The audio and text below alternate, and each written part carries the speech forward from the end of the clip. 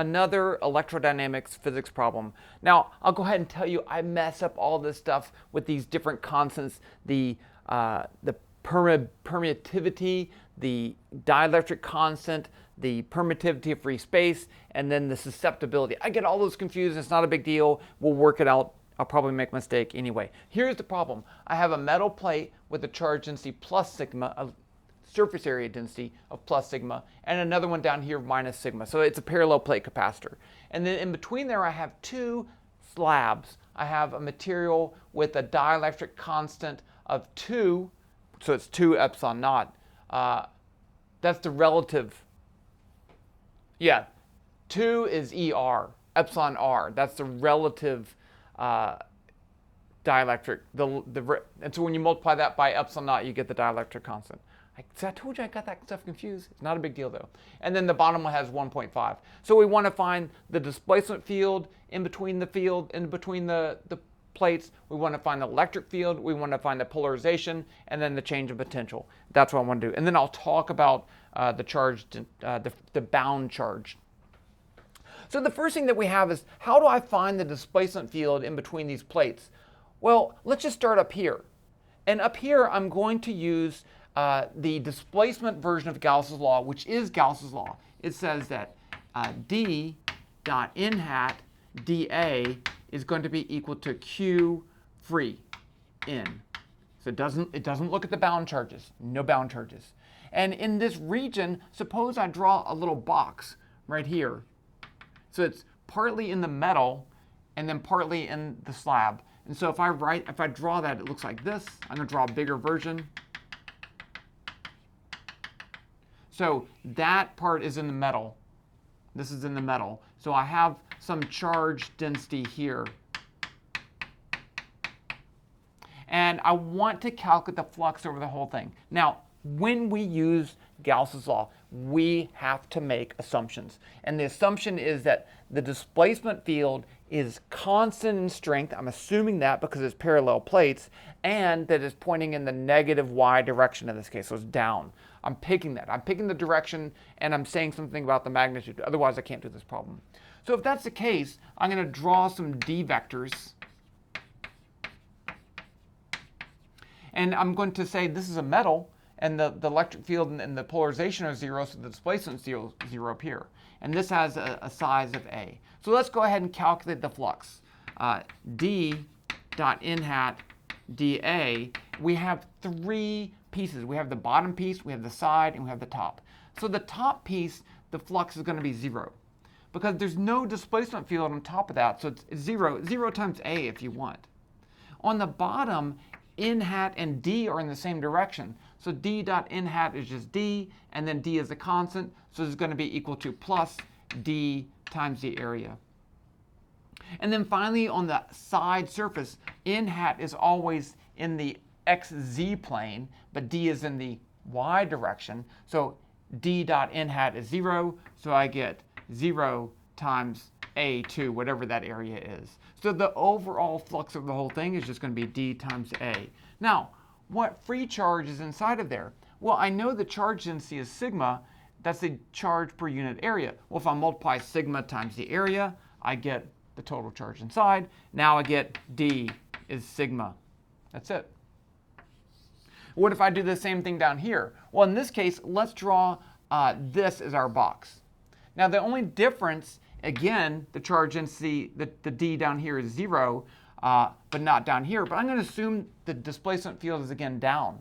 So now I'm over here where that's down, and that's the unit vector, and then this is d equals 0 over here.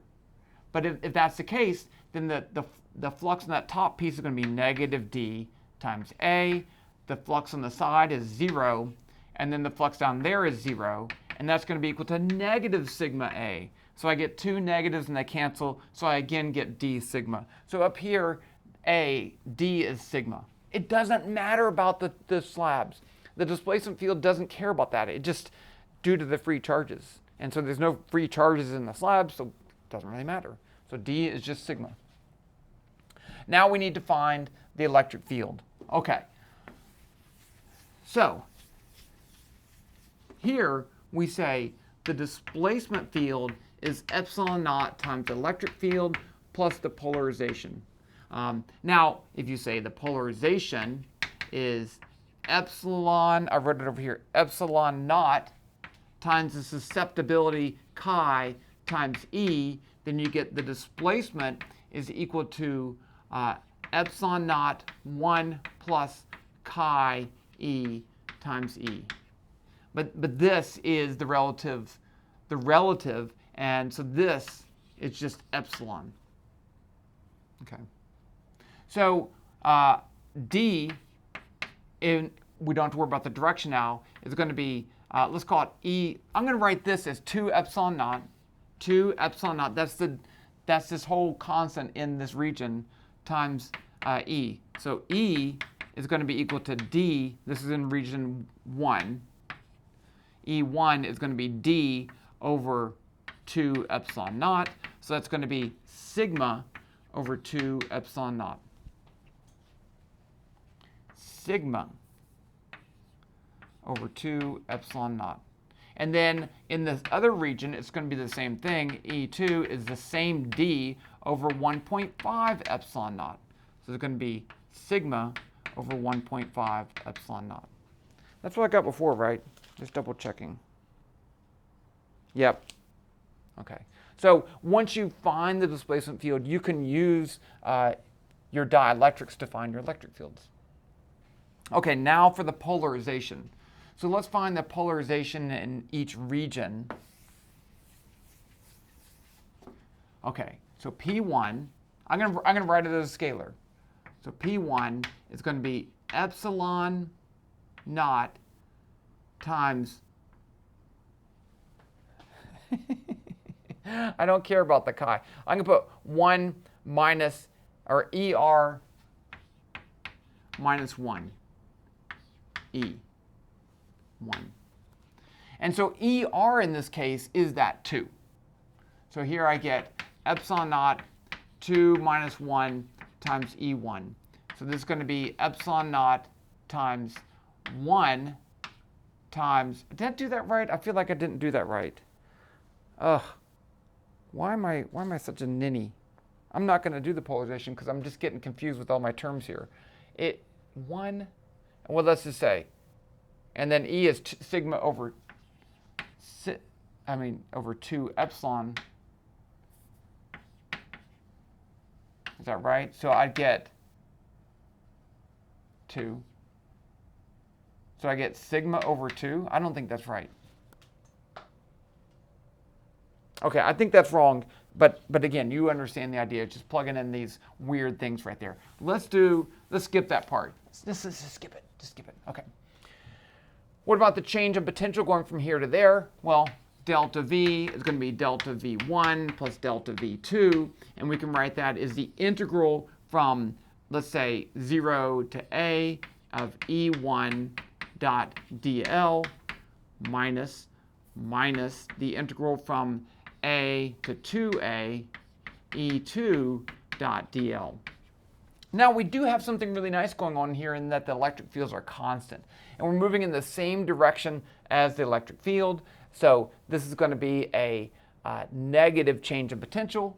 So I can just turn this whole thing into E1 times the distance A minus E2 times A. Well, that's pretty easy, right? So I know E1 and E2, it's just going to be sigma over 2 epsilon naught negative A minus sigma over 1.5 epsilon naught A, and that's my change of potential.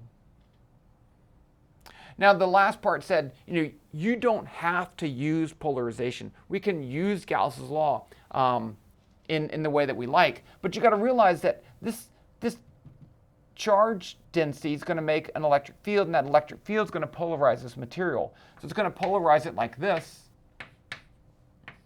And that's going to mean there's a surface charge density of negative right there and a surface charge density of plus right there.